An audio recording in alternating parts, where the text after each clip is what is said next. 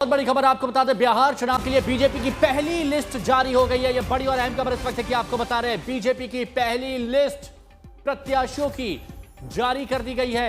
यह अहम खबर बिहार चुनाव से जुड़ी हुई और 70 उम्मीदवारों के नाम हैं जो बीजेपी के चेहरे हैं। बिहार विधानसभा चुनाव में बीजेपी ने पहली लिस्ट जारी की है। 70 प्रत्याशियों 70 उम्मीदवारों के नामों की लिस्ट बीजेपी की तरफ से जारी हो गई है।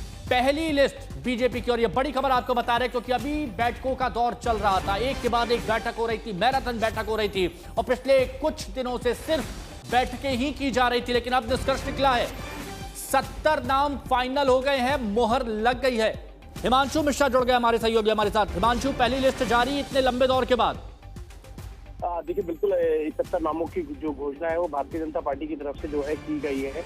अगर आप देखेंगे तो रेणु देवी जो पूर्व में उप मुख्यमंत्री रही हैं उनको उम्मीदवार बनाया गया है। उसके साथ साथ जो है अगर आप देखें तो बहुत से ऐसे लोगों को, नीरज कुमार सिंह बबलू, उनको जो उम्मीदवार बनाया गया है, जो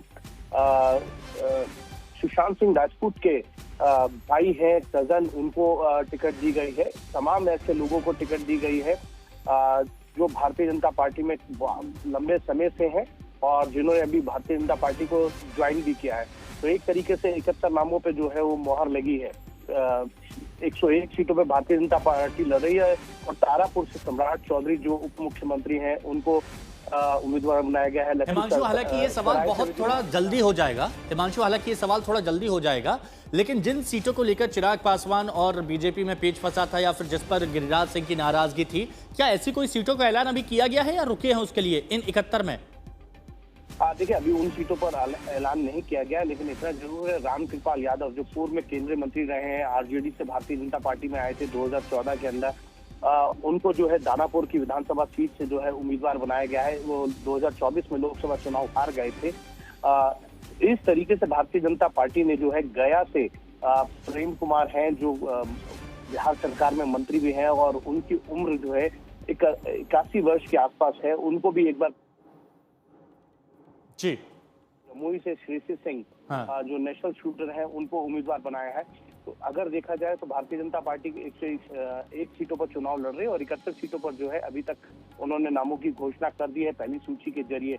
कुछ सीटों पर जरूर भारतीय जनता पार्टी, जेडीयू और अगर आप देखेंगे तो एलजेपी के बीच में थोड़ी सी रस्साकशी है, उन पर भी बातचीत का दौर जो है वो चल रहा है। लेकिन जिन सीटों पर क्लैरिटी थी भारतीय जनता पार्टी को, उन्होंने जो है 71 सीटों पे अपने उम्मीदवारों के नामों की घोषणा जो है वो कर दी है। हिमांशु, अगर आप जो 71 सीटों का जो आप विश्लेषण यहाँ पर कर रहे हैं, क्या आप समीकरण समझा सकते हैं कि क्या समीकरण के साथ, किस गुणागणित के साथ बीजेपी ने ये लिस्ट जारी करी है और किन बातों का ध्यान रखा गया है ये 71 नामों में, जब शुरुआती जानकारी जो है?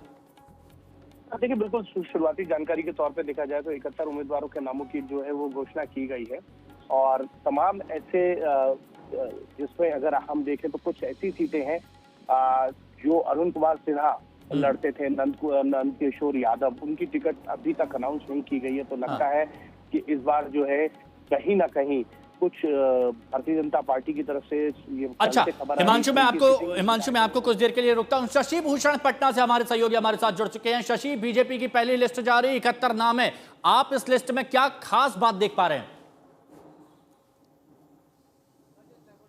देखिए, सबसे बड़ी बात हम आपको बताते हैं हिमांशु, नंद किशोर यादव पार्टी के तरफ से इस वक्त बिहार विधानसभा के अध्यक्ष हैं। नंद किशोर यादव का टिकट कट गया है। कल ये लगभग खबर हमारे पास पहुंची थी, रत्नेश कुशवाहा उनकी जगह जो पटना साहिब सीट है उस पर उम्मीदवार बनाया गया है। तो नंद किशोर यादव के लिए एक बड़ा झटका है, पार्टी ने उनको बाय बाय बोल दिया है। और रामकृपाल यादव, इनकी चर्चा हो रही थी और यहाँ एक बात बताना बहुत जरूरी है हिमांशु, ये लगातार चर्चा हो रही थी कि जो दानापुर सीट है पटना के अंदर, वो दानापुर सीट जा सकती है लोक जनशक्ति पार्टी रामविलास को, लेकिन ये सीट रही है बीजेपी के पास। रामकृपाल यादव पूर्व सांसद, केंद्र कैबिनेट में मंत्री रहे, वो वहां से उम्मीदवार होंगे। एक और महत्वपूर्ण जानकारी, तेघड़ा सीट जो जेडीयू के पास कभी हुआ करती थी, उस तेघड़ा सीट पर अब बेगूसराय के अंदर बीजेपी ने अपना उम्मीदवार उतारा है, यानी एक और सीट बीजेपी के पास आ गई है। तेघड़ा सीट से रजनीश कुमार जो है वो बीजेपी के उम्मीदवार होंगे, पूर्व एमएलसी रहे हैं।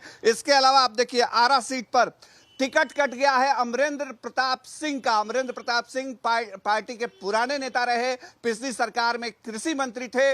पार्टी ने उनको उपाध्यक्ष की जिम्मेदारी दिलाई, विधानसभा के अंदर एक दौर वो भी आया। पिछली दफे ही उम्र को लेकर के उनका टिकट कटने की बात आ रही थी, लेकिन अब उनकी जगह संजय टाइगर पार्टी के उम्मीदवार हो गए। संजय टाइगर पहले आरा की दूसरी सीट से विधायक रह चुके हैं, यह बहुत महत्वपूर्ण जानकारी है। औरंगाबाद सीट, इस सीट से कभी रामाधार सिंह लड़ते थे, उनको टिकट नहीं मिला है, उनकी जगह त्रिविक्रम सिंह को टिकट मिला है, यह भी बहुत महत्वपूर्ण है। और कई नामों की चर्चा जो हो रही थी हिमांशु, जिसमें हो रहा था कि शायद रेणु देवी जो पूर्व डिप्टी सीएम है उनका नाम कट जाएगा, लेकिन रेणु देवी को एक बार फिर से टिकट मिला है। विनोद नारायण झा के नाम की चर्चा थी कि शायद पार्टी उन पर भरोसा करे या नहीं करे, लेकिन बेनीपट्टी से फिर उनको उम्मीदवार बनाया है।